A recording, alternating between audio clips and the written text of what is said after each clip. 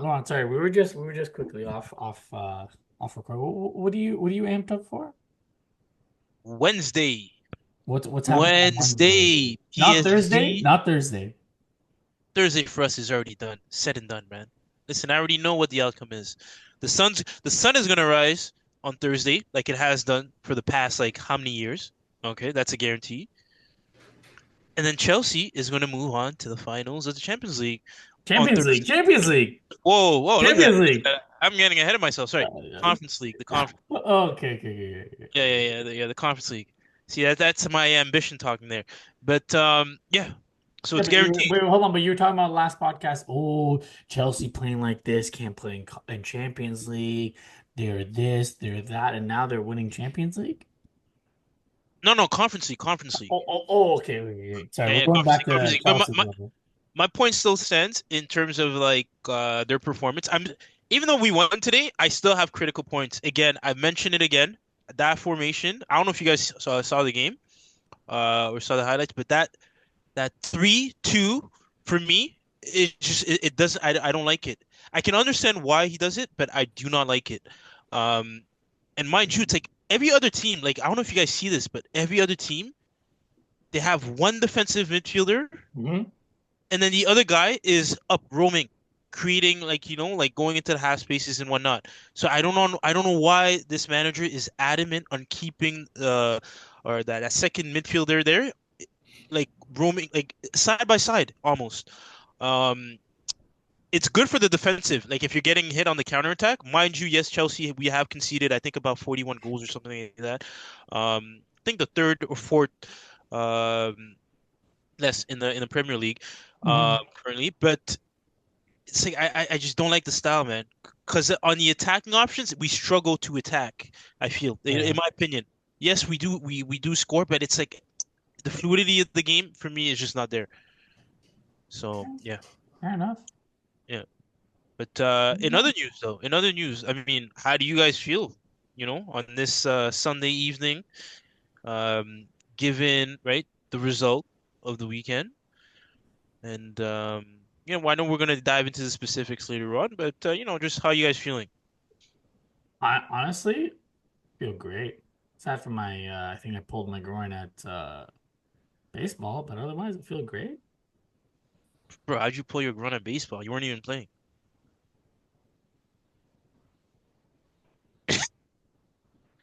No, no, serious, serious question. Anyways, let's move on Wait, before I begin to roast you. wait, you were playing in that baseball game? Yes. Oh, sorry, bro. As far as I'm concerned, I always thought that you're bringing the little one to the game, and then. Oh, no, no, no, no. I play as well. When he's not playing, I play. Oh, okay, okay, okay, okay, okay. Yeah. At least tell us that, bro. Because if you're pulling groans from out here supporting cheerleading on the sideline, man, that's a different kind of talk we need to have, you I'm know? a utility guy. I do it all. Ah, Do it okay, all. got you, got you. No, yeah, don't care. Don't care about the result. I care more so about the performance. Mm. Which we'll get into it. But I mean, since you jumped the gun, well, welcome back, listeners. Damn, episode 21. Um, it's been a it's been a journey. It's been a journey so far. Um, I would arguably say that this is probably one of our biggest so far, biggest lead up episodes to a game since we started. There's a lot on the line, and I think this episode we're gonna try to stay as objective as possible, not get too emotional because there's a huge game coming up on Wednesday. But um, as always, welcome back. Joined by my colleagues, my friends, my family, Laurent and, Yes, sir. and CJ, who looks like he's about to kill someone if you don't win on Wednesday. He's preparing himself. Uh, He's getting the decanter of red wine ready. or is the wine out for the episode? We gotta first. That's the first thing we gotta settle and figure out is the wine out for this episode. Yo, Laurent, you're in a good mood today. You're gonna have to lead the pod today. Fine. Oh, listen, no, no, no. Laurent's in a great mood. I'm a Martin Odegaard, bro. I have no need for leadership. You know, my leadership qualities are non-existent. Bro, So it like Poundsley remain. Merchant gets a goal since January, and this man's piping up like he fucking, you know. No, I don't even think it's just that. I feel like generally, all around, Laurent's just in a great mood. I know. I feel like even Wednesday, bro, this guy wants to pull up to the pub on Wednesday. Oh, Like, oh, I'm gonna be where's there. this? I'm gonna be there for anyone watching at home, living in the GTA Toronto area, North Yorkish, right? Close to downtown. Come through. Come through. It's the gatherings, St. Gathering Clair, right? Resta Bar, Young Yeah, and yeah. St. Clair. Mm-hmm. Hashtag not a sponsor. Hopefully soon they will be a sponsor, but hashtag currently not a sponsor. Um, Laurent, why? Why are you so amped about this one? Why are you so sure that you're gonna pull up and all that? Like, where did this energy come from? What do you, bro? For one, this is a very big game. Like just like from like on the I'm giving like an outside outside perspective, right? I'm not even a fan of the team, but I can tell this is a big game. It holds a lot of weight, a lot of stakes, and I'm hoping to see some amazing football. So I'm excited. Um, I think I do think Arsenal has a chance. If they win, I'd be, you know what, I tip off my hat to them for real. And I think there's a part of me, that actually does want to see them do well. So it's oh shit. yeah, CJ, you yeah. know what's gonna get posted, right? Tuesday night? That big part of Laurent who wants to see Arsenal in the final.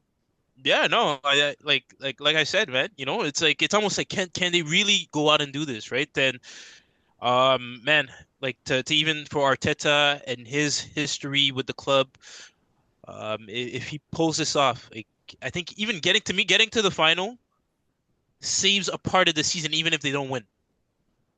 I'm willing to say that. Even if they don't win in the finals, but him making it to the Champions League finals, um, right, with the injuries that they've had, right, all that given to context, they faced great opposition to get there, beating Real Madrid the way they did, PSG, top in their league, right, with the performance they had.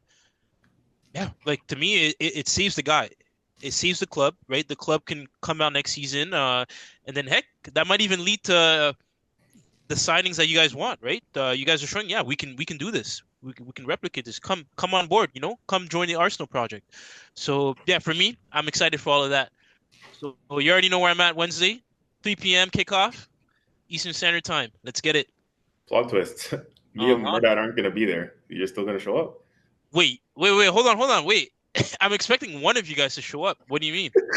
Like, no, no, no, no, no. Yo, I you know see how confident you are? now. I know he's Yo, talking shit because you're gonna show up. Yeah, you know why I can't. Yeah, I yeah, got yeah. reasons. I know Mehrdad's not gonna be there, but I I'll still know be watching it. I'll still be watching. I'll still be yes. supporting. I'll still be messaging in our group chat.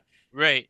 Right. No, that's been established, right? Like off the recordings. We know that. But CJ, bro, what the fuck am I gonna do at a Arsenal pub without like my Arsenal wingman to yeah, no, like that's not happening. At that point I'm just gonna watch it at home. But if you're there, I'm there. That's what I'm saying. it's funny because it sounded like, yo, by all means, any means necessary. It could be Armageddon tomorrow. Laurent's acting like, yo, I'm gonna be there. until I say I'm not gonna be there. This guy had a whole change of tune. Yeah. I mean, Oh like what the man, bro? Yeah. energy switch, quick. No, no, no. But on a serious note, you're gonna be there though, right? Yeah, I'll be there. All right, bless. So I'm there. I'm there by Because just know association. if I I'm said there. I wasn't going to be there, that false advertisement that you did just now about telling our viewers, guys, gatherings, anyone in the GTA, this, and that. Like, if I'm not going to be there, you're Yeah, still going to show up on that bro, same energy. bro, You just promoted it. Now you have to be there. you're the fine print. You know what I mean? Like you listen to those pharmaceutical commercials and they tell you what it does for you, and then the volume lowers and then they tell you all the side effects. That's right. That's the fine print right there. So if you're not there, listen, I'm gonna have to give a rain check on that That's and watch from fucking home. jokes, Okay. bro. No, I'll Let's be there still. let's just quickly go through the Premier League games, starting with the Arsenal game because I ideally I think everyone and I think We don't want to spend a lot of time on the PSG breakdown. Um, Arsenal Bournemouth. I mean, again, I don't want to blame the referee, but I think there was a controversial goal that Evan Nielsen won that turned out to be the winner. Um, Declan Rice, just man, the only bright spot on this roster, in my opinion, right now, aside from the fact that we have Saka back and we got great performances by Wanyeri and Lewis Skelly. Um, Dean Hoyson, like at his age, doing what he's doing, absolutely crazy. Absolutely crazy the way that he's playing. I know apparently Arsenal like are looking at him, but I don't think he's gonna want to go from starting week in week out to being a rotation guy. So I don't think that that's serious. Um, Bournemouth first ever victory away against Arsenal. Looks like everyone's making historic having historic wins against us, and you know, Odegaard and Arteta's reaction, sloppy game, not good enough, and Arteta's reaction, just urging the players to get up for that PSG clash. Um, I don't really know what else to say. Like I watched the game, it was leggy. It was I don't I know the league is done, and more so for you, CJ, than Laurent, because I don't think you really care about Arsenal that much. Um, I know the league is done, but I don't know if I enjoy watching Arsenal play like this. I don't know if I enjoy watching Arsenal um, not get up for Premier League games anymore. You know, we're 3 points out of being third place. Not that it really matters in the grand scheme of things. If we're top five, we're going to get into the Champions League next year. But it's in the manner in which these last couple games that we've played. It's I don't know, leaves a sour taste in your mouth. You know. Um, yeah. What do you think, CJ? Did you watch the full game? Sorry. Yeah, I watched majority of the first and second half. I think I tuned out for like 10-15 minutes because I had Mhm. other commitments. Um, it was flat. Mhm. I think honestly, we're at a point now where fans and players alike have kind of tuned out, generally of the Premier League and have stopped putting their energy into the Premier League. And it's kind of sad because this type of scenario should not be happening again. Like if we're a club of our size and the ambitions that we have, and we're in fucking phase 5 and phase 6 of the freaking Mikel Arteta process, bro, like we can't go stagnant or backwards. Like we can't use injuries as an excuse next season. Our squad needs to be well equipped and well prepared to go the distance in all competitions. And we shouldn't be in a position after we've been challenging for the last 2 seasons. We shouldn't be in a position where we've stopped caring about Premier League games in what, March? Like, how has our title charge died that early? Like we haven't been. And if it wasn't for the Champions League has really been the saving grace because without it, our season was over in March, like I said, or even earlier. Some people said our season ended when Saka got injured and we didn't replace. Some people said our season got injured at the end of January when we didn't make any additions or signings. So there's a lot that we need to do to fix up because this is unacceptable. I shouldn't be going into Premier League weekends while the Premier League is still on and just not be too bothered to watch the game because it doesn't mean shit. Like for me, it's like we've almost been on summer holidays already, but there's still Premier League games going on at the moment, and I don't want to feel like I'm tuned out. Not because I don't want to watch the Arsenal, but because I'm disheartened and dejected that my side is already out of a Premier League title race for 3 months left to go in the season. Like this has become now a drag to the end of the season with games. We're literally crawling to the finish line in the Premier League, Hmm. and like no one can be bothered. Mostly again, like because of the Champions League commitments, but it's not ideal. You want to be fighting on all fronts. Look at City last season, and yes, they put a lot of money behind what they do and building their squad and things like that. But at the end of the day, that's the winning ambition, right? Like they were going down the stretch in their treble winning season, just winning, playing games as they come. No one was talking about injuries. No one was talking about fatigue and that. Like that's also good squad management and management by the manager, by Pep Guardiola, who managed his squad. We need to get to that point. That's the level, like every game should matter. Every game should be important. And, we haven't been treating it as such as of late. But that being said, that's a problem for next season. That's something we'll talk about in the summer on how we can manage our seasons better going forward, because we're not having any more excuses, going forward. It is what it is. So at this moment in time, I will give the players the excuse, because I, as a fan, have used that excuse of not being interested in the Premier League and our results falling by the wayside because I'm only interested in the Champions League. Like I said, the players are humans as well. Like, I think it's truly probably only Arteta who still wants, to go all out even in the Premier League, and we can see that from the team selection. Many fans I've been reading up on and listening to a lot of post-match analysis and interviews. A lot of fans were saying it, and pundits alike and journalists have been saying that Arteta had a stinker, because to gamble and put out a strong lineup as we did, like we went as strong as we probably possibly could. We put out one of our, our pretty much almost our full 11, and to still lose the game, it's like we got nothing out of it. So we just put extra minutes into players' legs that we need for Wednesday, and we still lost this game. So where was the reward from this? It was a huge gamble that didn't pay off at all. And now that same 11 is going to go into, Wednesday's game off the back of a defeat. It's not like we rotated the 11 and it's like, okay, well, those are bench players anyways. Like this 11 that started the game, 9 or 10 of them are going to play on Wednesday, right? Merino will probably come in, hopefully, if he's fit. Timber will come in if he's fit. But otherwise, it's not good, because this is 11 that we're going to start with on Wednesday, likely. And this 11 just came off the back of a loss.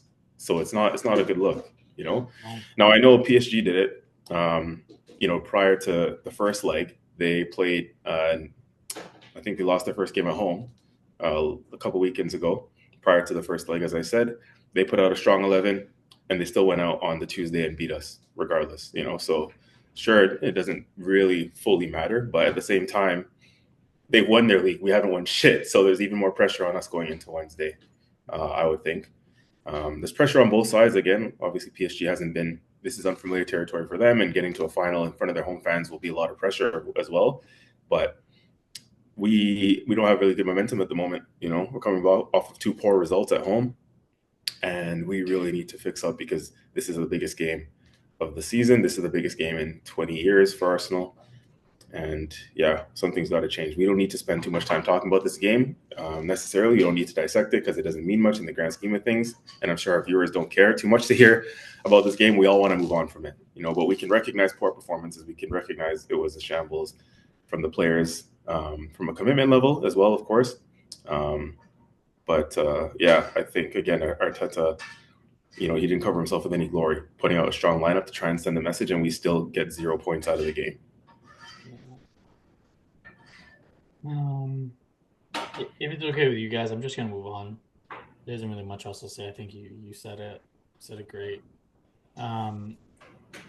Quickly going through some of the key matchups in the Prem. City win again. They're 3 points, fellas. They're 3 points behind Arsenal. 3 points, 1 game. 1 game. I think you guys edged them on a goal difference, though, no? Yes, but we have Newcastle to play. We have Liverpool to play. City's there. City is there. Like, yeah, I don't even know what to say. They face Southampton next, so that's a lock, and we face Liverpool. So, yeah, and then we face Newcastle after that. So, so, yeah. Anyways, great. Looks, yeah, things are great. Yeah, there's nothing else to say with that. Aston Villa, again, win again. They're making a push. They're making a real push, and it's good to see for Unai Emery, because I think a lot of Arsenal fans, myself included, didn't really give him a chance when he came. I think it was wrong timing for him when he came and the manner that he came, but they're making a push. Like, they're 3 points out of fourth. tied for sixth with Forest, who do have a game in hand. So if they win, they'd be 3 points behind. And yeah, 7 points behind Arsenal. It's not looking good. Not looking good, fellas. Leicester, Southampton, battle of the relegated teams. Leicester, Jamie Vardy, 199th goal for Leicester. Like man, that guy is he is the type of character that I would love on Arsenal. Maybe if he was 5 years younger, 6 years younger, that's the type of character that Arsenal need up front. We have that in the midfield with Declan Rice. We have that in our back line with Gabby. Um, but up front, we're lacking a little bit of personality. But yeah, those games don't matter. 2-0 with Southampton. Um, Ipswich, pretty resilient. Crawling back to tie the game 2-2 against Everton. Again, Everton, it's crazy to look at the league table from 14 to 17. Everton, United, Spurs, West Ham. And if I would have told you that United and Spurs would finish 15, 16 respectively and be in a European final, you would have laughed in my face. But that's what's gonna happen. And one of those teams is gonna have a chance of winning a trophy this year, finishing bottom of the league. Can I chime in on something real quick? I know maybe we would probably eventually get to this later on, but you know what's like we've talked about levels of success and ultimately like trophies being the measure of success, right? Whether it was Arteta and how well he's actually doing, whether it's banter, rival clubs going at it, saying well, I finished in the top 10 or I finished in the bottom half of the table, but I'm still winning a trophy versus Arsenal, who yes, the nearly men, as we said, we're second place at the moment. And we finished second the last 2 years, but not really much else to show for it. And at the end of the day, who would have a better season if a Spurs who finishes in the bottom half of the table but wins the trophy versus Arsenal who has come short in a couple competitions and come out with nothing? Like who really has had a better season at the end? And this past week, I've seen some fans talking about this as well online, where it really makes you sick. Like from my perspective, Arsenal's two biggest ops, and United and Spurs, are both going potentially probably to a Europa League final, and one of them is going to win a trophy. So you have, out of all the traditional Big Six clubs, domestically, some of us have had a shambles out of the Big Six. Like Chelsea hasn't been great, although they're picking up late form. United and Spurs, but again, when it comes to the big clubs in the Prem and how they're doing, at least in Europe, Chelsea's going to a final. United and Spurs probably going to a final. Other big clubs in the Premier League, City's had a shocker in the league, but they're probably going to win an FA Cup, maybe. Newcastle's won the Carabao Cup. Liverpool's won the Premier League. So out of all the other big clubs, Arsenal, like this is why we're going to talk about this PSG breakdown when we get there. This is literally right, do or die, bro, because it's just going to be another one of those seasons for us to find margins of this could either be a really historic season for us if we do the unthinkable, or it's just going to be another disastrous campaign because we're looking like one of the few big clubs from when it comes to the banter and the whatnot of the Premier League and the Premier League clubs. Like we're the ones coming up short without a trophy again if we don't figure shit out on Wednesday. So anyways, I just wanted to touch on that because just seeing how the Europa League went, and I know it's a competition we don't want to be in. We don't want to be in Europa League or Conference League, but still, it's like these guys are going to be somebody's going to be lifting silverware at the end of it all, and it's not going to be us if we don't get our shit together for Wednesday. Speaking on the Carabao Cup winners, Newcastle drew 1-1 with Brighton. Man, just get it done. Just get Isak. Just get it done. 120 mil. I don't give a shit. Just pay for it. You've already made 120 mil getting all the way to the semifinals in the Champions League. Just do it. Even if you got to tack on another 30 million of bonuses to bring it up to 150, if we, for example, win the Prem next year or whatever with him, like just do it. Show the fans ambition. You clearly didn't show the fans any ambition when you knew Saka was injured and you could have done something early January. Yeah, but I would say it's more of a loss for Newcastle, because if they had won, they would have put more pressure on Arsenal. They would have been at 65 points. Now they're sitting at 63. So there's still some pressure there. They're 4 points behind Arsenal. But yeah, another game that in the grand scheme of things doesn't really move the needle, but um, yeah, just crazy, man. Um, United, speaking on United, was probably going to go to a Europa League final. They lose on a in a seven goal thriller against Brentford 4-3. Um, the only the only real comment I have from this, I don't know if you guys caught it. I caught it on the replay. The Brentford fans were singing to Christian Eriksen, "You should have stayed at a big club." So it's hey, Brentford sitting in ninth, United sitting in 15th.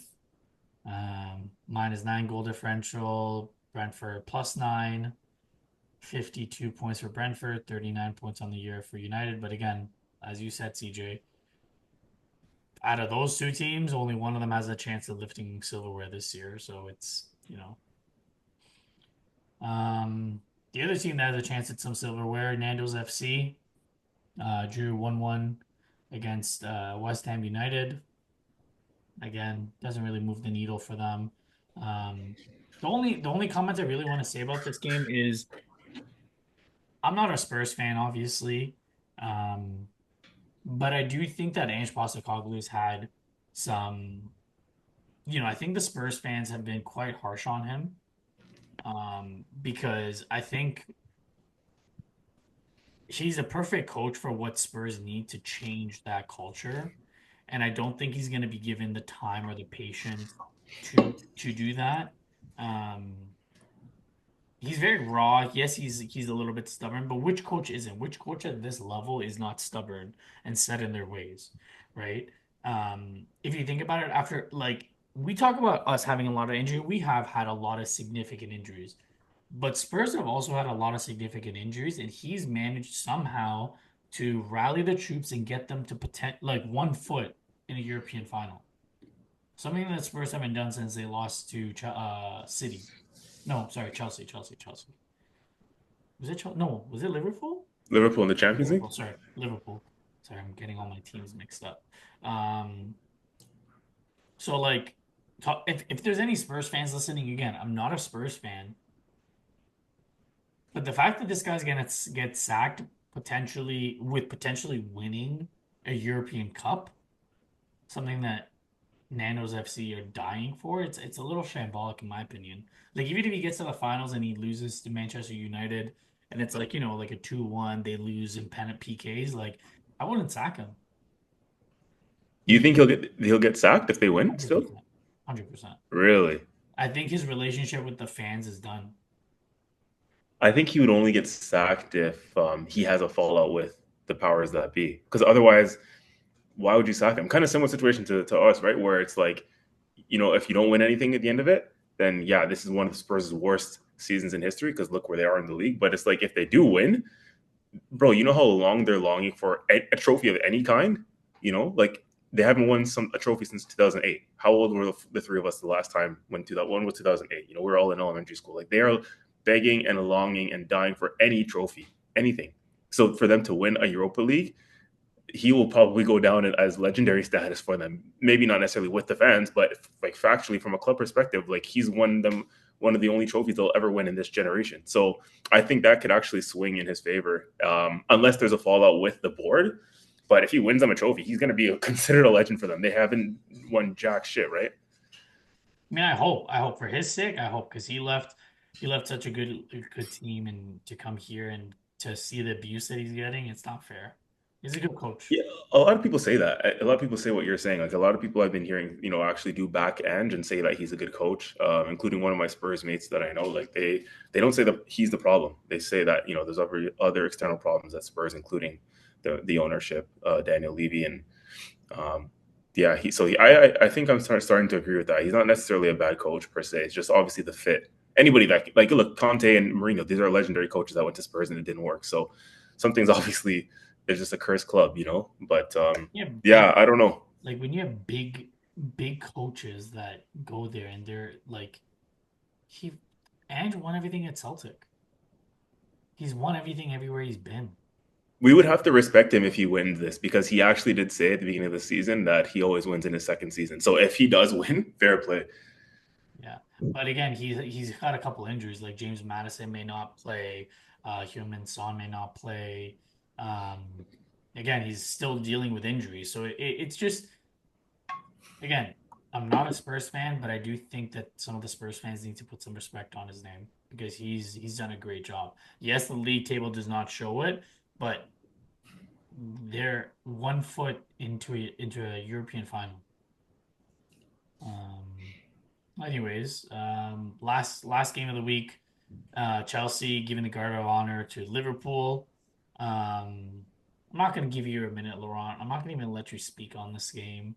Um,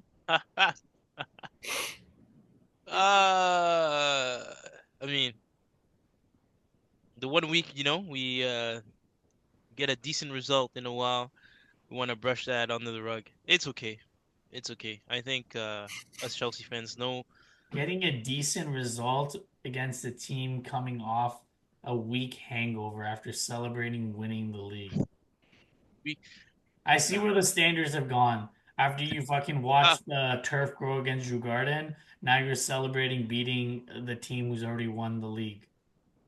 Why can't you just be happy for us? For Listen, Chelsea hold fans, on, like hold on. why? Let me Why? tell you. I just I am gave you. happy. Hold Mhm. on, pause. I am happy for every other Chelsea fan Except for me. except for your ass. That is crazy. After Ask I me just why. said that I would want to see No, Arsenal no, big. no, no, no, no. Yeah, No. man. Listen, because Yeah.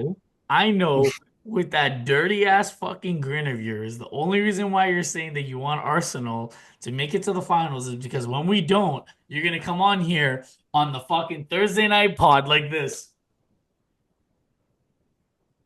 That's gonna be your bitch ass. I know it, and you know it too, because you're fucking grinning right now. See?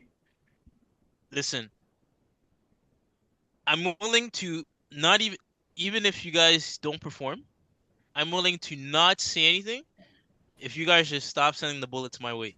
I won't even, I'll be respectful about it. No, I you won't. won't. No, you No, no, won't. no. Only if you guys are right. There's always a condition, of course. Mehrdad, that's the reason why he wants to pull up on Wednesday. He wants to see our like demise. He wants to be there for the, Really? That's for Oh, what what I'm the telling you. because I'm You like, can bro, do where was this energy for the Real Madrid tie? Like that was the tie to because be the at. game was settled. The game was settled. What about the first leg? Huh? What about the first leg? Okay, yeah. Before. You have a point for the first leg. The first leg was like, yeah, okay. I could have showed up for the first leg, but the second game, Mhm. bro. After you guys up 3-0, why the fuck would I? The game is done. The game All was right, done. we went over this. We're not going to go over that again. We disagree on that. Statistically speaking, the game was done. I'm saying statistically speaking, yes, the game was done. 3-0. How many games out of all Champions League semifinals that have happened, or even just Champions League games overall, when the team is up 3-0, how many of them do come back? Bro, you guys had the stats going in your favor. It's like the result we already know. You know what I mean? But this 1-0, like come on, no one knows. No one knows what's gonna happen. Not even the PSG fans are confident in their team making it through, right? So it's like, yeah, there's stakes. So I'm gonna be there. Be there. And like I said, the result doesn't go your way. If you guys are willing to not, like, or at least, like a temporary ceasefire, I'm willing to not say anything on the podcast thereafter. Heck, even for the whole year. For the whole year, I'll pretend like it never even happened.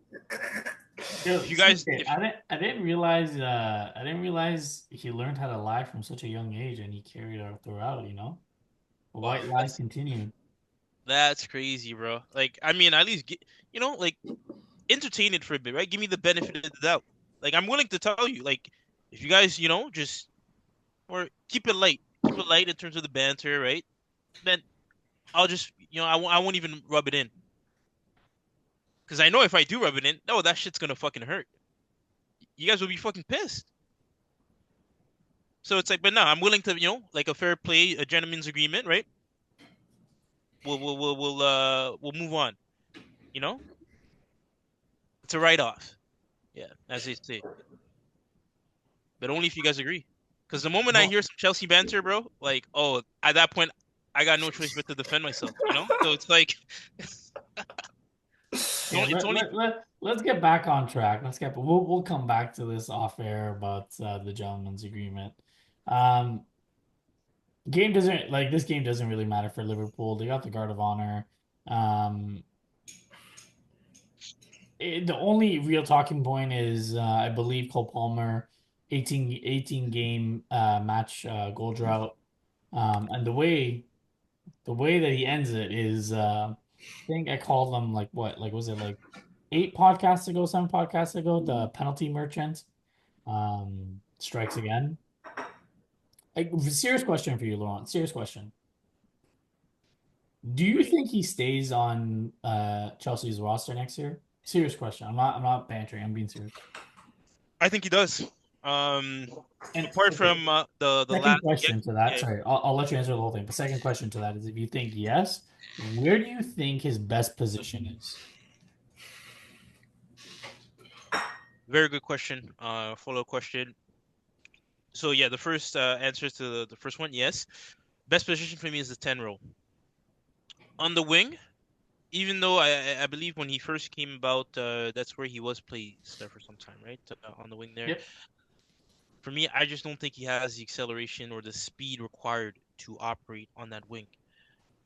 Even though sometimes he kind of does get away with it, but if a defender knows what he's doing, he's he's easier to neutralize than other wingers that do have the other attributes suited for the winger position. So for me, put him in the 10.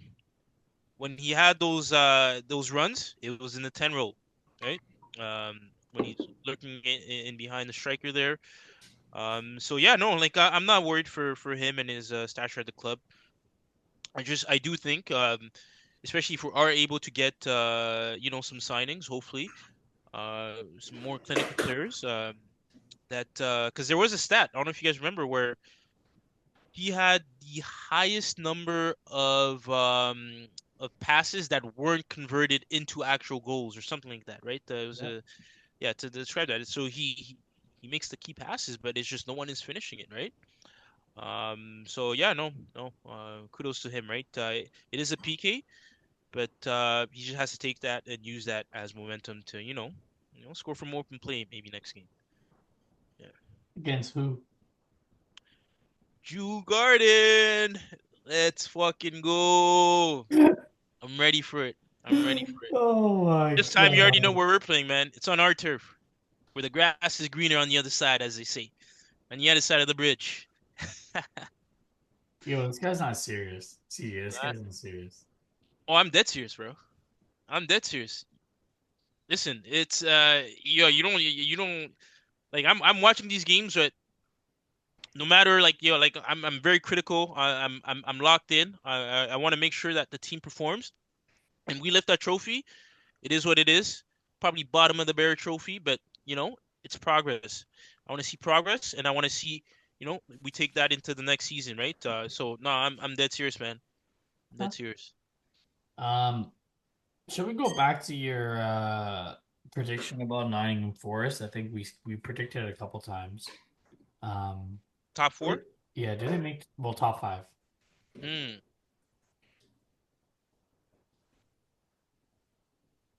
All right. So, what do you want to address? I just want to ask you, are you still confident that they make top five? They win. They're still stuck in sixth place based off of goal differential. Um, they'd be tied on 63 points with Newcastle, Chelsea. But they're nine goals behind. Hmm. Right. Against behind Chelsea. I mean, obviously, at this point, the hell, I don't want them overtaking us. Um, like maybe take a go at Newcastle, right? That's they're same points, same amount of points as us. Actually, same goal difference as us. I just took that in. Yeah, same goal Can I difference as just us. point out another crazy fact? Yeah. If Forest win, they're on 19 wins. Newcastle's on 19 wins. City are on 19 wins. And the team that's in second place, how many wins are they, CJ? 18. Oh, the Arsenal. Yeah, we have 18 wins. 13 draws though, 4 losses. So we have significantly a lot less losses than the rest of these sides, but 13 draws and only 18 wins. It Wow, Chelsea. Considering the season that everyone's saying Chelsea had, us and Chelsea have the same amount of wins on the same games played. It's crazy. it's it's it's absolutely shambolic. Like like straight up, I don't think we win game 19 until that Newcastle game, if that. Because Mm, I don't think we win at Anfield. yeah. Um, and then we face Newcastle at home. So, but Wait, Pal weren't you confident in the Anfield game? Is what I'm trying to figure out. I mean, coming off a Wednesday night like emotional game against PSG, whether it goes one way or the other. Even if we win, maybe I'd be a little bit more confident. But if we lose, absolutely not. I have zero confidence. I'm not even gonna tune in for that. I don't even give a fuck. Turning off notifications, turning everything off. if you guys lose to PSG. Yeah, I'm not even tuning in for the Liverpool game. Mm. But I mean, I don't know, man. I feel like even Liverpool, in terms of like, even when they played us today, man. Like, if I'm being completely honest, they were off a gear. Mm. If I'm being honest, right? They're off a gear. You Yes, they won. They're comfortable, right? Yeah, They're but they're comfortable. gonna show up for their fans. They're well, like this year, we've been the team that's been their rival. Like they're gonna show up. In front of their home fans. They're gonna want to put on a show. A Mm, little different when you're going away to like Stamford Bridge or anywhere. Like if this was Arsenal facing Liverpool this week, mm-hmm. and it was at the Emirates, yeah, I would agree that we would win. But But, like at Anfield, I'm not confident at all. mm. They've had maybe one. I think they've only lost once at Anfield this year, maybe twice. Oh, really? Yeah, I don't think They they've lost to won. Forest. Yeah, I think Out I've of won. out I of think I've all their won. games from Champions League and No, Premier no, League? no, no, no. Champions League, they lost to PSG as well. Oh, right, right, yeah, yeah. So, No, oh, in the Prem, I think they only lost to Forest. Every other wow. game, they've either won or drawn. Right, right. Mm. Um, all right. Let's All um right. let's get serious now. Okay. Arsenal, Parc de France, Wednesday, 3 p.m. Get Thomas Partey back. Everybody else goes back into their regular positions. Merino up top, Martinelli, Saka, Odegaard, Rice. There's a little bit of a worry about Jurriën Timber. I think he picked up a knock. But hopefully he'll be ready for this. We got Timber, Saliba, Kivior, Lewis Skelly. I don't think CJ you would say anything different like that with that. I think that's the starting lineup that we're gonna put out. Um, yeah, I mean, the big question is how much of a difference do we think Thomas Partey is gonna make on that PSG press? That's the one thing that I want to know. Yeah, it goes without saying, man. I think one of the few positives we can take from this Bournemouth game is the dynamic of our midfield and how they combined for the goal. Sometimes you'll notice that we get a better Martin Odegaard with Partey playing. Why? Because Partey looks for those passes through the lines forward into the pockets of space that Odegaard likes to occupy. So if you guys saw this first goal that we scored against Bournemouth, Partey into Odegaard Mhm. finds out a little bit of space, and then obviously Odegaard plays, kudos to him, that slip ball through to Declan Rice, and Rice scores the goal. But that was the midfield that we needed last game against PSG. I think everybody knows that. And those three literally combined for the one goal that we scored against Bournemouth, where, like I said, Partey gets the ball quickly out of his feet, two guys around him, no problem, has the composure to find Odegaard in that pocket. Odegaard collects and slips Rice through, and then Rice does the rest. And this is why we want to see Rice in these more advanced positions, because that's what we missed last game. He can't obviously vacate the space as a number 6 when he was playing it against PSG, so he wasn't able to make those sort of forward lum busting runs as much, but he managed to do it in this game because he's back in the number 8 role. It makes a big difference to our team. His energy when he can get high up the pitch like that. we're going to get into predictions later on, but I actually do believe Rice will score on Wednesday. Something tells me he's going to score back in his number 8 role. He was the man of the match in both ties against Real Madrid, and back in his natural position. Um, yeah, Rice has been one of our best players in the second half of this season. He's really picked up form. If you remember Mehrdad at the beginning of the season, he started off sluggish. He was slow. Everyone was saying he's had a Euros hangover. He's had a hangover from last season because last season he played almost every minute as well. Yeah. But in the second half of this season, Rice has really picked his shit up, and he's really shown strong leadership qualities. You know, like he's been the one driving this team forward, vocally, leading by example on the pitch with his football. You Everything. know, yeah, Rice has just been so key to us, and I think he's gonna have a massive performance on Wednesday. I always talk about Rice's mentality. I just think he's that guy, man. Like Rice is just built different mentality wise. He carried West Ham. Yeah, He carried West Ham there. Like he literally carried West Ham. yeah. So no, you're absolutely right. I just think with the forward runs he's going to be able to make, and I just feel like he's going to be bang on it for this game. Um, I just think, yeah, he's going to make a huge difference. Whether we win or lose, whether it's enough to get us through, I'm just confident that Rice will definitely be one of the few that'll show up. We can't say that about everybody, the Martin Odegaards of the world, but I think one thing we can all be sure of is that Rice is going to turn up and he's going to put in everything as he always does. One thing that was encouraging to me, I don't know if you guys managed to see this, but I saw this in the game, was that apparently at the end of the match, there was a banner in the crowd at the Oh Emirates yes. saying "Get us to Munich," right? Something along those lines. Yeah. And Believe and Lewis get us to Munich. believe and get us to Munich. And Lewis Skelly, there was a post that went around of Lewis Skelly being one of the last ones on the pitch, kind of looking at that banner, right? Just having a moment to himself, looking at that banner, and saying and kind of thinking, you know, to himself what we're all thinking, what we're all hoping he'd be thinking. You know, he's one of our own. He knows what exactly what this means to get us to a final. You know, I think that's another person, Mehrdad, between the three of us as well, that we can confidently say we think will show up on Wednesday. Like Lewis Oh Kelly, yeah.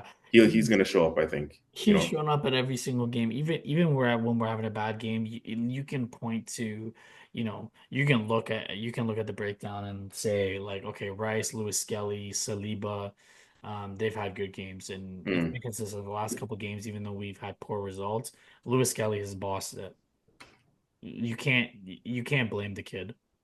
You cannot blame the kid. He took on Bellingham, he took on Rodrigo, he's taken on Salah. He's played unreal. And I do think I agree with you. I think he's going to show up as well. Um, the other question I have for you, both of you actually, and Laurent, I would love to hear your take first. So we're down 1-0, right? There's no away goal advantage. Um, what do you think Arteta does? And I know you don't follow Arsenal like crazy, like CJ and I do. That's why I want your take first. What do you think Arteta does? Do you think he pushes for the 1-0 low block, get it to extra time? Or do you think he actually tries to play straight up and try to get the win in full time? And if he can't do it, obviously play for extras. Because you know PSG is going to come. PSG, I truly don't think PSG is going to change their game style at all, especially in the Parc de France. I think they're going to try to go for it. But what do you think? What do you think Arteta's going to do? That's a good one. Um, I do think, right, given the fact also that he does expect PSG to play for it, um, it's going to be. I mean, at this point, they don't have the need to go all out because it's 1-0. Okay, so they can come in, relax, and then slowly get into the game. But the moment, right, let's say our Arsenal scores first, and it's now 1-1. I can see then Arteta putting the chips on the table, right, starting him over and looking to go all in and ending the game. Catching him off surprise. Mind you, right, if it's 1-1 Hmm.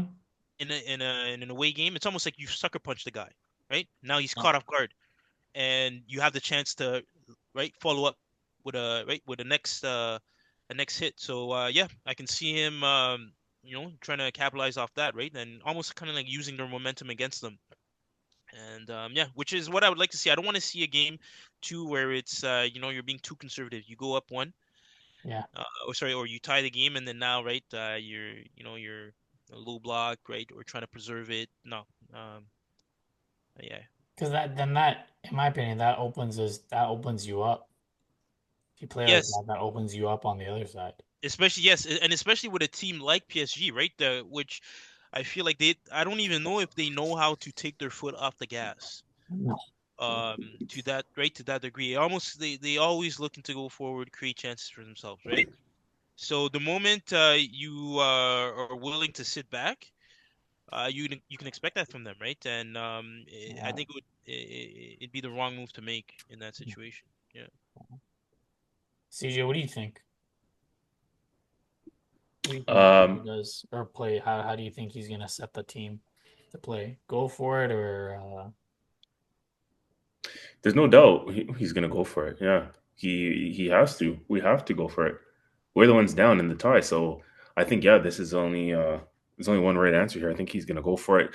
He said that they were gonna go for it at the Bernabeu when we were up 3-0 deficit. So you know when we're down a deficit, he's surely gonna go for it. He's gonna continue to play the way we always play. I don't think there's gonna be any cautious approach. We know what we have to do, and sometimes that's better. Whereas when you're on the other side, last round, like I said, we were the ones leading going into a second leg. Sometimes those can be even trickier. What do you do? Do you hold what you have? Do you play your yeah, game? Do you go for it? That's I think the situation that PSG is in. And like you guys are saying, they're probably going to continue to play the same way because they're not used to playing a low block. They play in no, League respectfully. They play in League where they dominate the ball every week when they play. They never really have to ever sit in a low block. So they're going to try and do that now all of a sudden. I don't think so. And personally, I think that's going to play in our favor. Like if we were playing Inter Milan and we're down a goal deficit, I'd be like, shit, this is looking spooky for us because yeah, Inter know exactly how to hold that lead. But PSG they don't set up that way. So I think this is actually going to be a good thing for us. If we were coming up against a low block type of team and we're down a goal or two, it's like, yeah, it's not looking good. But I think with the way PSG are going to continue to play, I'll be shocked. I'm pretty sure all three of us will be stunned if PSG set up in a low block defensive negative yeah, manner, right? We don't 100 think that they're going to do that. They don't know how to. Their fullbacks are better attacking fullbacks than defensive then fullbacks, yeah, right? So they're just going to continue to play the way they play, and I think that'll play into our hands. We just need to be clinical, guys, because I think again one thing we can all agree on. I think Arsenal will get chances, right? We can fairly say 100%. Arsenal will get chances. So we need to just be clinical. That's the bottom line. We need to convert, right? Like, And when you if, say chances, what kind of chances are we talking about? Are we talking about like high XG chances, or um, yeah, like some of the chances that we made from open play, even like Martinelli chance last week. mm, I personally think we're going to get a little bit more of those, especially with the dynamic back of the personnel we want. Mikel Merino playing up top is going to be crucial for that as well, because like I said, he links our wide players into play. He gets our midfielders involved. He was a crucial miss in the number 9 position at the Emirates in the first leg. So with him back in the number 9 role for this second leg, I think that's going to be a big change that might even catch PSG off guard a little bit, because Mikel Merino is still a little bit of an unknown entity, sorry, Hmm. in that position. He's not a natural striker, so teams aren't really sure what to expect from him and what kind of striker he's going to be yet because we're not familiar with him there. But surely, he showed himself at the Bernabeu. He was excellent in both legs and the Real Madrid tie. So him back in that position is going to help us, even if it's just with aerial presence, right? Like Mehrdad has hit the nail on the head before the first leg when he said that they don't necessarily have the most physical of center backs or defenders, and even the midfield isn't very physical either. We need to trouble them a lot more aerially this game. Just ruffle their feathers a little bit, as they say. Like kind of put them on the back foot. We saw Nuno Mendes go down so easily on that side with Saka, right? That we all thought was a bullshit yellow card for Saka in the end because it was never a foul. I think we need to get into them a little bit more that way. Be a little bit more physical with them, be a little bit more aggressive, dominant. Without getting sent off or doing anything stupid, but leave your foot in a challenge. Let them know that you're there. Ruffle some feathers a little bit. I think we need to really get into them and let them know that we're here to play because as we said in the first 20 minutes of that game at the Emirates, they bopped us off the park, right? Like we couldn't get anywhere near them. Their midfielders just knocked it about. They had the freedom of the pitch to run and play, right? And that's exactly what they like. But they're not with the physical, right? So with that, we need to get into them that way. wait, so who's gonna take initiative on that? Honestly, if you don't mind me taking this, DJ, Mm, mm. honestly, and I know this may be controversial, I would play Ben White. Really? I would play Ben White because if Laurent's asking who's going to take that initiative, if this is a game to ruffle some feathers, it's Ben White. It's Ben White that does it off the right. It's Ben White to get into those triangles. It's Ben White who, when we have corners, he's going to be the one sitting in front of Donnarumma. It's Ben White who's going to be, you know, throwing the ball, leaving his studs there for Cavaskelia. Um, do I think that he's a better defender than Timber? No. Do I think that having Thomas Partey back gives him a little bit more cover? Yeah. Um, yeah, it's so tough. It's so freaking tough because I do like I think Ben White has a role to play in this game. I just don't know if it's from the start. Mm. So yeah, I I don't know. kind of, I kind of, I kind of feel like that is a tough one because I think Ben White is still showing signs of rust. Like he's definitely not fully fit, right? And he's not back to his best yet. Um, and let's be honest too. Like Timber will definitely ruffle some feathers as well. Like Timber is a very physical defender. He's a very physical guy. You know, he's strong, stocky. He doesn't get bullied by anyone either. So I kind of think, especially for what Kvaratskhelia is going to bring on the other end as well. I do think we need to be a little bit mindful of that with Timber starting, so that would add a little bit better balance, I think, because as good as Ben White is going forward, obviously at the moment he's not one up to speed, he's not fully fit, and two, again, Timber is a better one-on-one defender, and they're still going to pose a threat the other way. So I think I would still start with Timber, just my personal opinion. Um, just for the sake of kind of being a little bit more sure of what we have. I don't think we're in a position yet where we need to take crazy risks because we're not down 3-0, for example. We are only down one. We just need to get the one goal, and then all of a sudden things change. We're back in the tie. I want to mention one thing real quick, just to clarify something with our viewers. When I say, or when we're talking about ruffling some feathers or getting stuck into them, I'm not saying going there and starting to, just start fouls with everybody and start fights and whatever, because at that point, at that rate, we're gonna lose our heads and lose the tie because they're home, right? So if you start, I don't know if you remember a couple of years ago, Mehrdad, that game at Anfield when everybody blamed Arteta for riling up, Jurgen Klopp and getting into that spat with Jurgen Klopp on the touchline, and that rallied up the Anfield crowd, at a time where it was just 0-0, the game was on the edge. Sometimes those things, like if we go there, remember we're the away team, so if we go there and we start fouling guys and ruffling feathers and turning it into a scrap with that home crowd behind them and the referee and everything, that kind of game will not go in our favor. So I'm not saying go there and start scrapping everybody and like starting fights.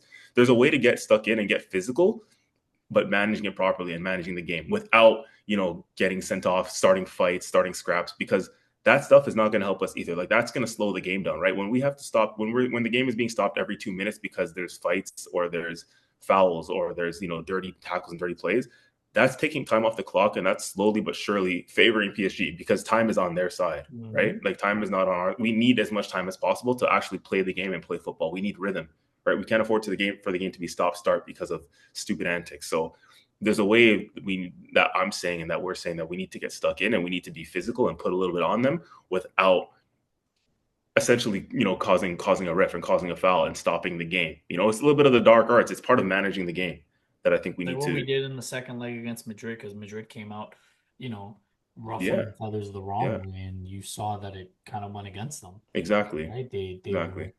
They picked up a couple quick yellows. They were just their heads weren't in it. So I totally agree with you.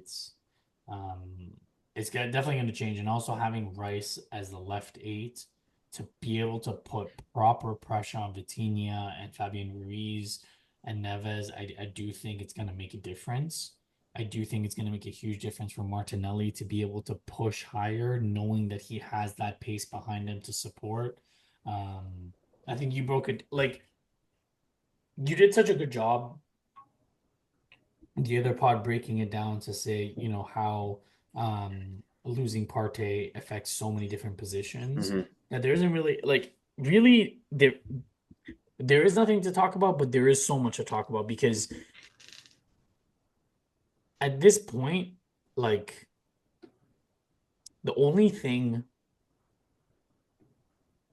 that really matters is pulling your socks up and just getting it done. For this group of players, you want to continue to play together. You want to continue to, like you all say the right things. Arteta says the right things. He's taught you well. Now go do it. Enough talk, enough phases of play and phases of my plan and trust the process and this shit and that shit. Look at Philadelphia 76ers. Trusted the process and they ended up with Joel Embiid and they didn't win shit. Like, I don't want to be the laughing stock anymore. We didn't buy our history. And again, Lauren, this isn't a shot at you, it's just a shot at Chelsea in general. Like they bought their history. Whether you want to agree with it or not, Laurent, like you guys bought your history. Look at what Liverpool just did. They're tied with United for the most prems. Like for this collective group. And again, like yes, the episode title was a little harsh for last episode, but to me, Odegaard too little, too late. Why are you even making a comment after the Bournemouth game? Why even say something like that? You should have said that at the PSG game. Like now it's not I don't want to hear anything. I don't want to hear a peep out of the players. For those who don't know, Mehrdad, could you tell us or remind us what Odegaard said after the game? Odegaard just said not enough. It was not good enough. He said it was sloppy. The performance was sloppy when he was asked by the interviewer. Okay, but why are you saying this now? What, so you think the PSG performance wasn't sloppy? Your shambolic performance against PSG wasn't sloppy? Your performance wasn't good enough? And now you're saying on it now? Again, I don't want to make excuses. Like I think a lot of Arsenal fans, and I think this is why they call us Banter FC, like the Evan Nielsen goal, controversial. 100% controversial. The way that it happened, it could have been a foul. We've seen that given against Gabriel last year at Newcastle. But again, we continue to get ourselves in these positions where one refereeing decision changes the whole dynamic of a game. You said it, CJ. Be fucking clinical. Like it needs to stop. It really needs to stop because it's getting to a point where I genuinely don't even think Arteta is the problem. We were talking, 10, 15 minutes ago that, we don't think Postecoglou is the problem. We think that it's the higher powers in B. It might be the same issue at Arsenal. As much as Liverpool fans always want to complain about FSG not putting out the money for Bellingham, not putting out the money for Caicedo, not putting out the money for Lavia, I'm sorry to tell you, Liverpool fans, you are not as big as Real Madrid. You will never be big as Real Madrid, ever, unless you win as many Champions League as them. You're close, but you will never be that big. You are potentially the biggest team in the Prem, but you are not as big as them. When Real Madrid come knocking, everyone wants to go. Stevie G was one of the crazy ones that didn't go, but like FSG did it right. I've made this comment multiple times. I think it was 2 seasons ago. We were linked to Cody Gakpo. Liverpool came out of nowhere. He was at their training ground January 1st. Like that that shows ambition. Yes, they may not be doing the things the way Liverpool fans want, and yet, like at the end of the day, it is a business. But looping it back to Arsenal, like at this moment in time, our ownership didn't show any ambition. Marco Asensio, Daniel Mullen, you know, like Bradley Barcola. We could have had Barcola with us. Kvaratskhelia even. Even Kvaratskhelia. I don't. Again, I think that might have been a stretch a little bit, but Omar Marmoush. And just imagine right now. Just imagine right now. Instead of Mikel Merino, and he's been great. I'm not taking a shot at Mikel Merino because I think Mikel Merino has been a fresh of breath air. But imagine if we had Omar Marmoush. Imagine it was Saka Marino Marmoush. And off the bench, you're bringing in Martinelli fresh, 65th minute running at Hakimi. And then, oh wait, you also got Trossard. You bring him at 65th minute. We've said he's a very good impact sub. Like, it's not rocket science. We've all played FIFA Manager many, many times. Sometimes it's not rocket science. Sometimes you don't need to change the settings to have a limited budget. Sometimes it's just, smart moves slowly, and then you get that team that you want. And we just got to do it. Honestly, we just got to do it. Not for the sake of banter, not for the sake of, Laurent not be able to fucking rub it in our faces and shit. Like, not for any of that. These players just have to do it because if you want to go down in history being, touted as world class, being touted as generational talent, this is where you make your mark. You already did it Liverpool at the Madrid game, but that doesn't fucking matter anymore. That does not matter anymore. It's what you do now when you face adversity. No one expected that result against Real Madrid. Fine, I get it. It was the greatest performance I think CJ and I, as Arsenal fans, I would say that I've seen this collective of players play. But that's out the door right now. Maybe at the end of the year, I'll maybe have a different tune. But right now, like, I'm looking at you, Odegaard. I'm looking at you, Saka. I'm looking at you, Rice. Fucking get up for this. Sorry, I'll stop my band. Like, I'm just. It's win or go home, man. That's exactly what it is. Like these guys have a chance to write history, rewrite history, change their own narratives. Like it's all in their control. Like we can do this whole "woe is me." We feel sorry for ourselves. Injuries this season, injuries last season has prevented this and that. But bro, we're still in this. Like just win the game. That's it. Like, and I think again, sometimes it's easier to know what you got to do as opposed to being the team who's leading in the tie and going into the second leg. What do we do? Do we stick or twist? We know what we have to do. If you win, you're in Munich. You're in the final. That's it.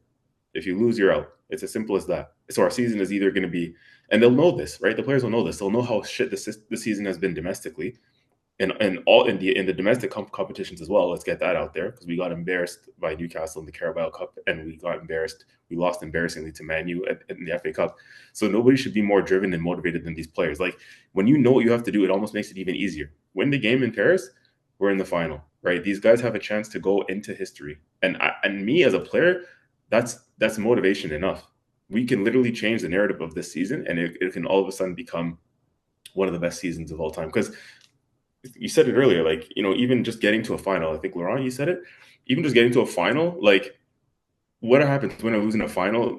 Sure, we're disappointed, whatever. But I think at bare minimum now we're expected to get to a final, like based on what we've done. Like you said, Mehrdad, there's no point in beating Real Madrid and acting like that. You win the Champions League just because you beat Real Madrid. No, a big club acts like, okay, boom, we just beat the biggest club in Europe. Now what's next? Like if we go out in the very next round, that's it makes it almost irrelevant. Get to the final at least, and then anything goes in a final. Anything goes in a final. Get to the final. We're expected to beat this PSG side. I don't care. I'm not even disrespecting PSG at all. They're a great side. They're definitely a great side. But when you beat Real Madrid, it's like that's the cream of the crop right there, isn't it? And what gives me confidence is that when you go into the Bernabeu, you've been to one of the toughest grounds you can possibly go to in Europe on a Champions League night. There should be no fear of going to Paris. We know what their atmosphere is going to be like. These players aren't kids anymore, right? They're not. We used to call them a young side 2 years ago. Guys aren't young anymore, man. Guys aren't young anymore. Saka, you're a man now. Odegaard, you're a man now. Rice, Saliba, like you guys have been in experienced grounds. You've been at Anfield. You've been at the Bernabeu. You've played Man Before, Etihad in like, the title race. like Like these like these are Munich, you've You've been in all these hostile environments. Like, right? Like there's no we're not going to use the atmosphere as an excuse, you know. At the end of the day, I'm looking at it. We go in there and we're just about to play another game of football. We're not gonna. I think I said this last pod. We're not playing the occasion. We're playing the game. We're not looking at the fact of where we're playing. We could play at the Emirates. We can be playing at the Parc de France. We could be playing in a parking we're lot. playing at Jew Garden. Literally, play your football. That's it. Play the football. Play the game, not the occasion. Play your football. You know, you win the game, you're in Munich. It's literally as simple as that. That should be the message that Arteta should be driving forward to these guys. Just win the game. Doesn't matter where we're playing. It's football. There's four lot. There's, you know, there's a field. There's grass. There's lines. There's a football. There's a ref. Play the game. If we win the game, which I firmly believe, like if we show up, because look, guys, like last game, let's be real, we didn't have a lot of the personnel. Like the Partey again, like I said, Partey playing or not playing affected certain positions, three positions at minimum, right? And we didn't even start the game well. We played poorly throughout most of the game, and the deficit is still only one. That's the thing. And I felt like PSG probably that was their best lineup, right? And they played probably almost as good as they could have played without being clinical. So the deficit is still only one, and we can go up a level. This is the difference. Like we haven't played our best, and we only came out of that game with a 1-0 deficit. We can go up levels because we saw it against Real Madrid. I'm not sure how much better PSG is going to get in terms of their performance levels, but we know we can go up 2 or 3 more gears. That's the positive I would take is that we did not play anywhere near our best, and the deficit is still only one, right? Mm-hmm. On that, let's switch it up a little bit. I know you're leading on the leaderboard. You already said Rice to score. What do you predict for the game? What do I predict? Um, Hold on. Let me get the Jeopardy music. are we actually doing predictions now? Because before we got into the actual predictions, I think Mehrdad and me and you have been talking a lot actually about it and what our thoughts are. And we obviously went on a couple passionate rants. Um, I think I actually wanted to know from Laurent's perspective, like what are you thinking on this game, and like how are you feeling about it from just from the perspective of like what do you think like what we're talking about is correct? Like how would you approach it? What would your message be? Um, Mm, you know right. what I mean? Like we said our piece, we said what we think needs to happen and how we think we should go about it. I don't know, Laurent. What do you have anything different to what we said? Okay, so I feel like there was several questions. Which one are you asking that you want me to answer? Yeah, yeah. So just in terms of like the approach to the game. To win. Um, That's yeah, good. yeah. So yeah, no, first and foremost, what you did mention about, right, like playing the game, not the occasion. Funny enough, I think I seen a comment on the Arsenal channel after the Bournemouth game, where one guy was like, "Well, Arteta, you've told the fans to bring their shin pads, right? Rally the troops, all of that, right? But how about you do your talking on the pitch?" Hmm. Which is the irony of things, because that's what he said he would do against Real Madrid, which is what you guys did, right? And yeah, so following that, seems like there wasn't much talking down on the pitch from you guys. So yeah, no, definitely at this point, in terms of each player, I think they're gonna have to go out to play one of the best games they played, if not this season, then in their life Hmm. to truly, right, get over this hurdle. Um, Again, Odegaard, I think for me, right, because like he's one of your key players in terms of the creativity, the midfield, the guy that can find the answers, right, right, Mhm. to these equations that cannot be solved, right, like he's that guy. So if he doesn't show up, if he has a quiet game, it makes it that much harder for you guys to then right, be able to create those chances, right. So him for sure. To me, he cannot have the same performance he had. He has to show. He has Yeah. to show. Like that to me is a mandatory thing. Um, Other than that, Saka, yeah, expected it, right, for him to perform. Martinelli as well. If he gets those same chances, he's definitely gonna have to put those away. Um, I think Timber also for me is a key figure because I felt like in that first half he's a bit uncomfortable. Hmm. Right. Mm. Versus again, I keep like that. Cavaskilly. Yeah, Kevin. Yeah, his name is I gotta study that for the next podcast. But yeah, no. He did feel a bit uncomfortable. And there was a lot of damage being done on that side of the pitch, right? Mhm. As opposed to the other side where MLS is. So yeah, like Mehrdad mentioned, well, maybe put Ben White or start Ben White. Well, whoever is starting there cannot allow what happened last game in terms of allowing them, to creep up on that left side, beat the guy, right, turn you over, get in. And I can tell you right now, that PK that was not called, if something like that happens again, I do not think the ref is going to let that one slide. No. Yeah. So definitely, Kavaskelly is going to have to be neutralized. Whoever that winger is on the left hand side. Um, and other than that, if we're looking at the manager, depending on how the game goes, last podcast we talked about uh, Arteta's adaptability to the game in real time, right? Making the key substitutions, right? The key tactical changes. So depending on where you guys find yourself, halftime, even 25 minutes in, the 65th minute, he's gonna have a part to play, right? Because if let's say you guys are down and he does again, right? Like these kind of substitutions that don't really Like for make like. sense. Yeah.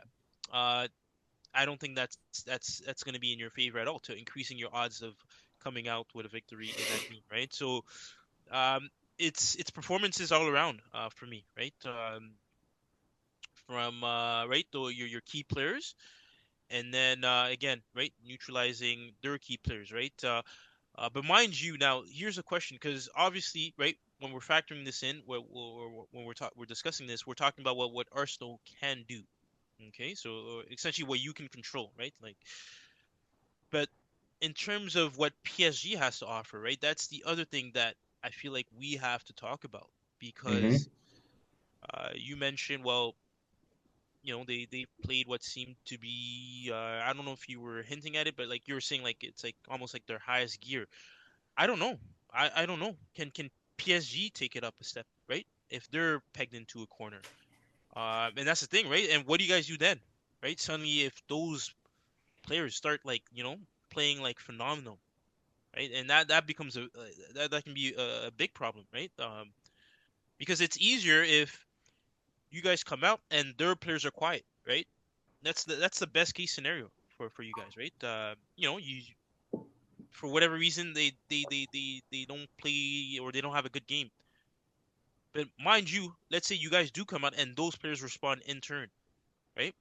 Dembele, highest scoring player in the league. And then you have the other attacking options, right? Even Hakimi as a fullback, right? Like it's like, what do you guys do then, right? Like Mm. you see what I'm saying? Like because there's also that element, and mind you, they're at home, and we know their crowd, right? We seen what their crowd did in an away game, Yeah. right? So those guys can, they have a lot of support on that end too, right? But no, but I think at a minimum, right, is you guys all those like those things that I mentioned have to come into fruition for you guys then to stand a chance of winning, in my honest opinion, right?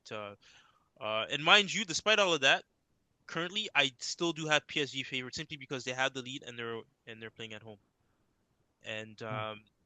because yeah, it's like the versatility, they're gonna press. You mentioned Partey, right? Well, Partey is gonna have to like deal with that press, in my opinion, right? And you guys do have the confidence in him to, as he has shown, right? He's a player that can come out of those situations, right? Neutralize the press from the opposition. Big Um, time. yeah, yeah, but yeah, no. So, man, yeah, go on. I think I'm gonna bring it back to the Kvaratskhelia thing on the left wing on Timber side, and I mentioned him already. For me, that was the one player that got away from Arsenal in January. Like a player like that who's on the market, he would be perfect in our team and in our Mikel Arteta system. Like that's a player that I love watching him play. He's his ability, his talent. Like you said, you mentioned this on the last pod, Laurent. I don't remember if it was offline or when we were live recording, but a player who has versatility, is unpredictable. You know, he doesn't just play one way. He doesn't just have one sort of like the opposite to a Martinelli. You know, where Yeah. Martinelli's head down, run one way, right? He doesn't have much versatility to his game. He doesn't have much creativity.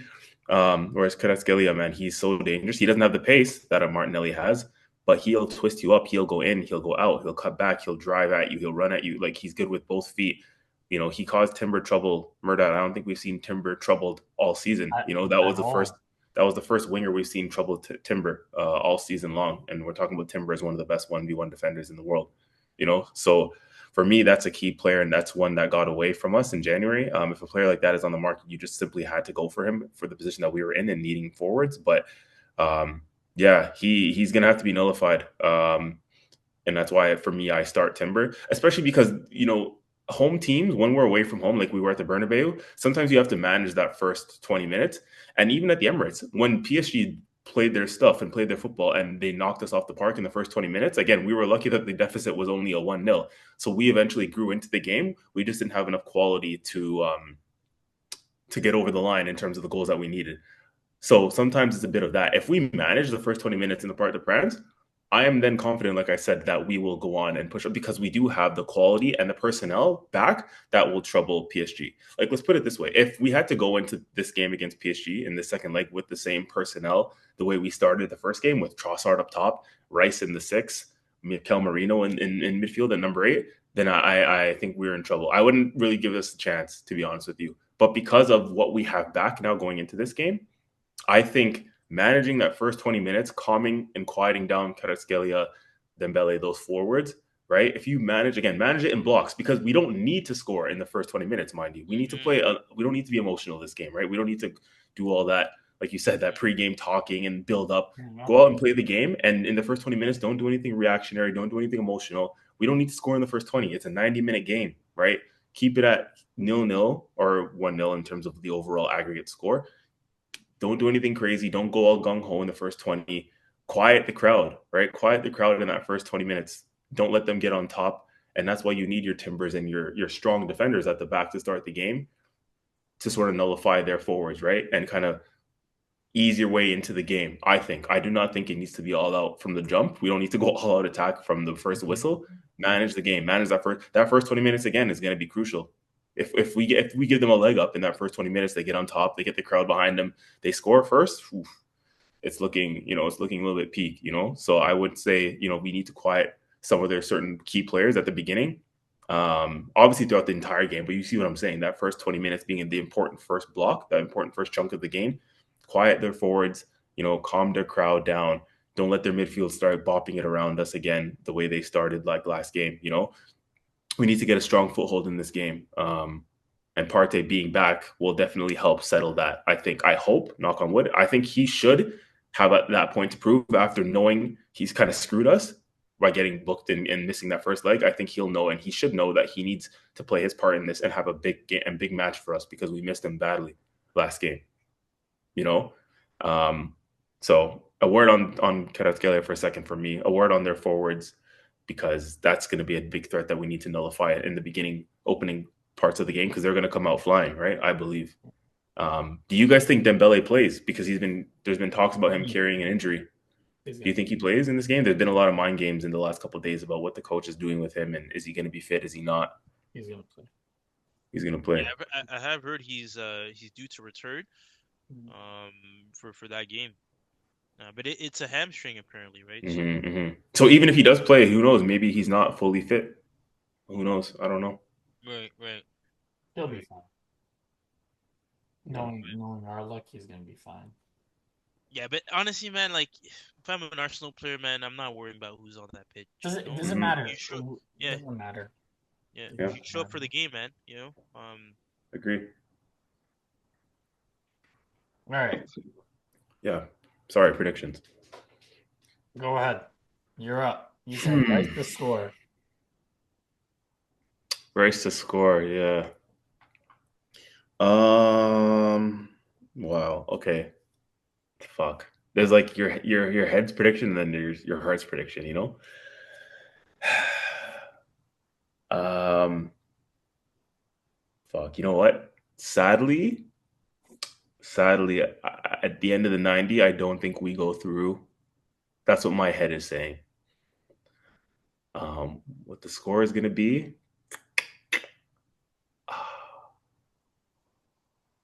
I think it's going to be. I think after 90 minutes, I think it's going to be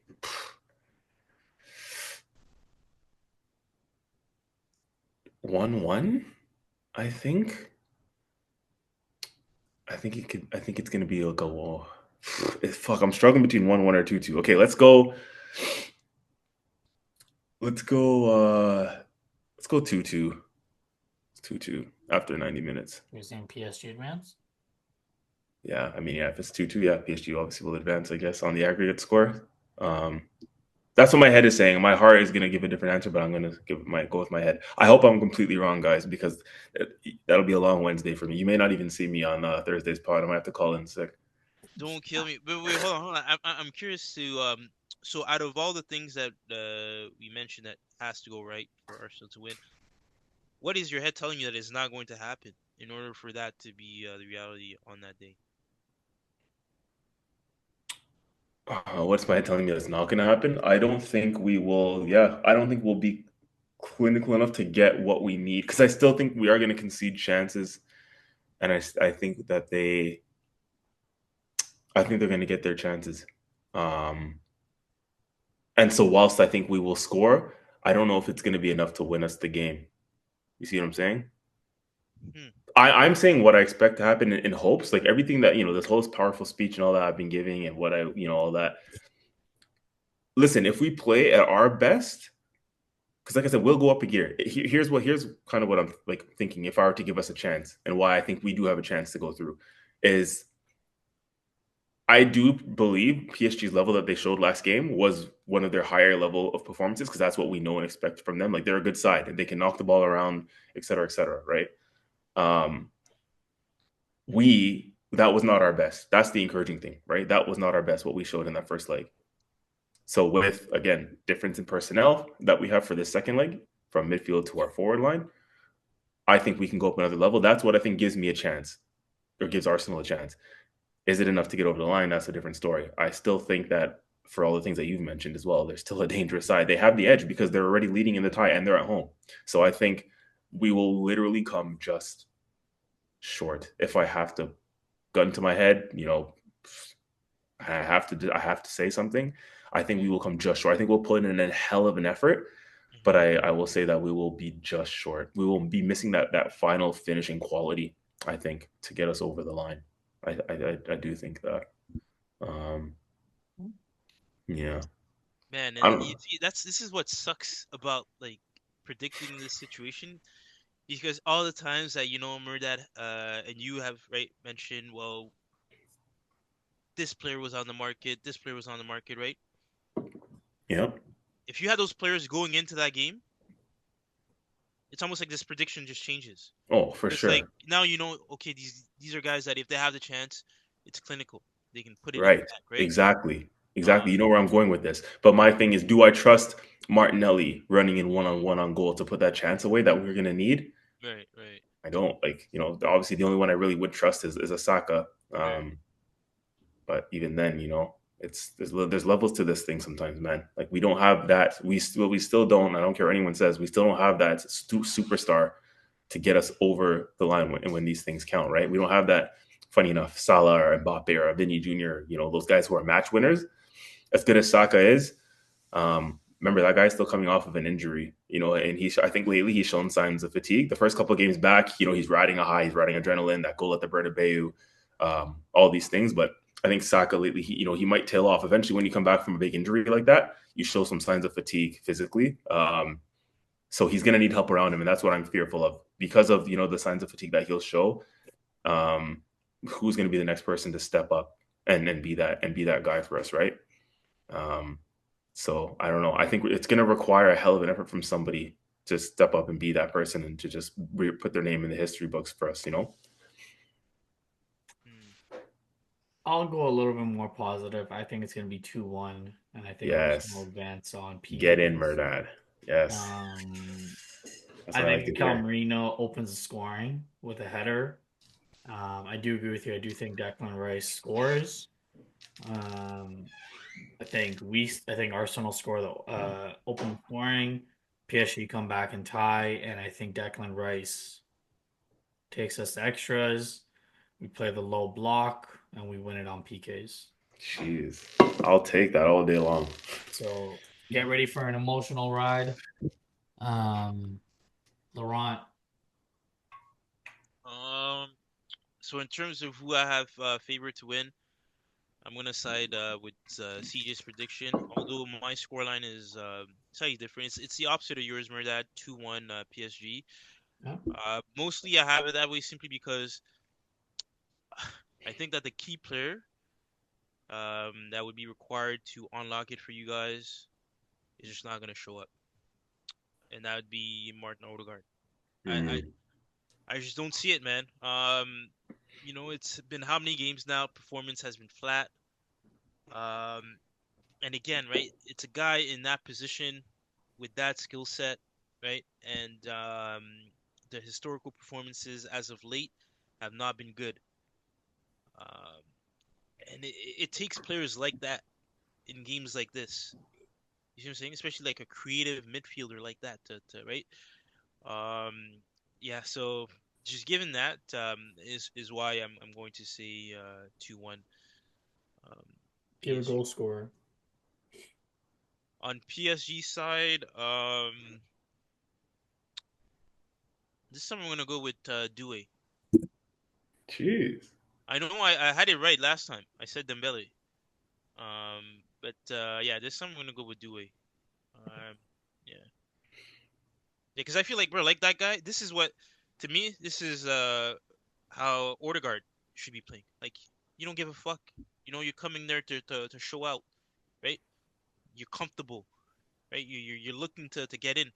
That's the mentality that guy, right? A guy like that, he's scoring. You give him the chance, he's gonna put that ball in the back of the net, right? The like the Lamine Yamal types, right? Hmm. Um, so yeah, and it's unfortunate, man, because bro, the history with Odegaard, getting called up to the Real Madrid team at that age and whatnot, right? Big prospect, big, big, big talent. And now I feel it's a mental game for him. So he has to figure out a way to get over that. Goal scorer for the Arsenal? Arsenal, Saka, safe side. I'm gonna go Saka. I want to say Rice, but actually, Rice is a good bet actually in terms of because that you know what I'll retry. I'll go Rice. I'll go Rice because yeah, that guy I feel like he has it there to come out and do something for Arsenal. So yeah. Listen, Mehrdad. yes. Martin Odegaard. Real quick for you. Just a quick comment. Like, as everything Laurent is saying, he has to be that guy, surely, right? Like, if there's any game, and this is what we mentioned for the team as a collective, but for Martin Odegaard individually and specifically, if there's any game to make up for the shit season that you've had, all will be forgiven if Martin Odegaard stands up and is that guy for us. Has a Kevin De Bruyne type performance, has a Luka Modric type performance in midfield, Zinedine Zidane, whatever midfield goat you want to name. If he has that type of performance and it gets us to a final, all is forgiven for the season, surely, right? Like we forget all this shit that he's done and how poor he's been. He can literally change the narrative of his entire career, essentially, even, and put himself in a different category if this is the game. Like, we talked about excuses. You did mention that before, trying to give him maybe at the end of the season, who knows, like, he'll come out with the injury thing, and maybe that was a reason why he didn't perform to the level this season. I don't care. For as long as you're on the pitch right now, I'm not hearing anything about injuries. It's like the Michael Jordan flu game, if you guys know about that from, back in the 90s when Jordan played in the playoffs with the flu and dropped that historic performance that won the Bulls the games, regardless. Came out afterward and said, yeah, man, Jordan, I was sick, I was ill, throwing up on the court, this and that. Still came out, dropped his numbers, won them the game. Like, for as long as Martin Odegaard's playing, I'm not going to give you the excuse you're fit enough to play. You're carrying an injury, you put yourself in another GOAT status if you still go out and perform. That's a different mentality I need you to have, Get us through by hook or by crook. So Yeah. your take on him, if he, is all forgiven if he comes out and performs for this game? 100%. 100%. 100%. You gotta lead the press. You gotta do what you've been doing. Because let's be real, like I think we can all agree, as shit as poor as he's been, none of us would, between the three of us, none of us would drop him because one, who are you going to put in? We don't have a like for like replacement, and two, he's still your captain and he's still been your player of the season for the last 2 years, right? So it's kind of like you're throwing him into the water, into the deep end at this point. It's like, oh, I'm not going to drop you at this point, right? You're the captain of the squad. You've been poor, but you have now the game of all games to prove yourself. I'm not going to drop you at this point. I've already been playing you. I've already been riding it out. You have one more game to show us this season, to save our season and to save yourself, essentially, right? So why drop him at this point? So surely as far he's as still playing. saying, even if we had a like for like change, unless it was something like world class or someone that was at his caliber, I still wouldn't even change him because it's not a matter about it's not a matter of this game. It's also a matter of his future at the club and what you would do to his confidence and what message you would send to any other player who would potentially want to, put their hand in the pool of being the next captain of the Arsenal. So, um, but yes, you're right. If he has that performance and he comes out and he performs, done. All's forgiven. Um, I'm excited, guys. Like this game is really going to show us what these players are about. Like we talk about some of our current players teetering on the world class level, the Sakas, the Salibas, whatever, even Rice. Some of those guys have proved a little bit more and put themselves more in a higher tier now after being Real Madrid the way we did, because it shows a certain level to have done what we did to Real Madrid, in terms of the players. This will take us to a whole other level. Like I'm excited to see what kind of Arsenal and what kind of player is going to show up. Like these guys can literally put themselves in another category. You know what I mean? If they show up, like there's no hiding place, right? It's make or break, make or miss for some of these guys. Like, what level are you guys at? Who's truly world class? Who wants to be put in the history books? Yeah, who wants to show up? That's true. That's true. Sorry, just to backtrack on the Odegaard situations. Yeah, wouldn't drop him, but I can tell you right now, if I was Arteta and I'm watching that game and he's giving me the same performance he did last, I'm subbing him. I Oh agree. yeah, have a And I short it's leash, agree. and it way is I shorter agree. leash. and it's gonna be earlier I than you think. agree. You know what I mean? Like there is no way. There's no Yeah. way. Like yeah, no. So yeah, No, I agree entirely. You give him the benefit of the doubt to start the game, but yeah, if you're having a stinker, yeah, you're coming off in like the 50th minute in the second yeah, half. yeah. Yeah. Well, let's just end on a positive. We still got something to play for. Something serious. There's really nothing else to say, aside from thank you. Thank you for supporting us. Thank you for being here. Um, Thank you for listening to us ramble on. We appreciate you all. Um, and you know, we'll see you Thursday. Thursday night, break it down. As always, my my brothers, my co-hosts, my family, CJ and Laurent. Yeah, there isn't really much else to say. One game, it's all that matters at this point. Anything else to say? For me, yeah.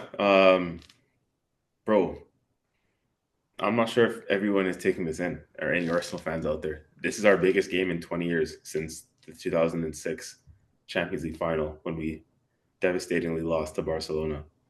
This is literally our biggest game since then. Like we're not taking this in. This is where we want it to be all these years, battling against Europe's best in the latter stages of the highest European competition. This is where we want to be. So it should be exciting. Enjoy it.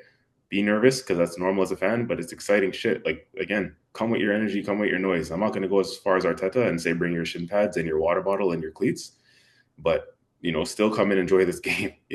From a fan's perspective, this is where we want to be. I'm going to be nervous as hell on Wednesday morning, but would I want it any other way? This is what I've wanted for Arsenal for the last few years. I'm tired of watching Real Madrid and Man City and in these positions and not us. We're here. We need to make it count. This is our biggest game in like I said, 20 years. I'll keep saying it because it's the damn truth. This is this could be a historic match one way or another. So enjoy it. Enjoy the moment, Arsenal fans, because we'll be there and we will definitely be there to break it down. Although if it doesn't go our way, I might call in sick, but yeah. That's it from me, Laurent. Yeah, no. So, likewise, I am fucking excited. Like, I don't think anyone at home watching this, listening to this, can understand how excited I am because for one, I've been at the pub. I've seen the atmosphere. Mind you, it was It's gonna be crazy. early It's gonna league be game. crazy. So yeah, I'm expecting to walk into the cauldrons of hells. Like when I step in that, you know what I mean? When I step in that pub, man, like I'm expecting noise, electricity, just intensity, and I'm hoping to see a game that reflects all of that, right? So, right, the fans can only support, cheer as much, but the players have to come and show. And yeah, just want to see some great football. And yeah, no, may the best man win at that point, right? And I'd say, I think even from a Premier League supporter, it would be good if Arsenal does go through.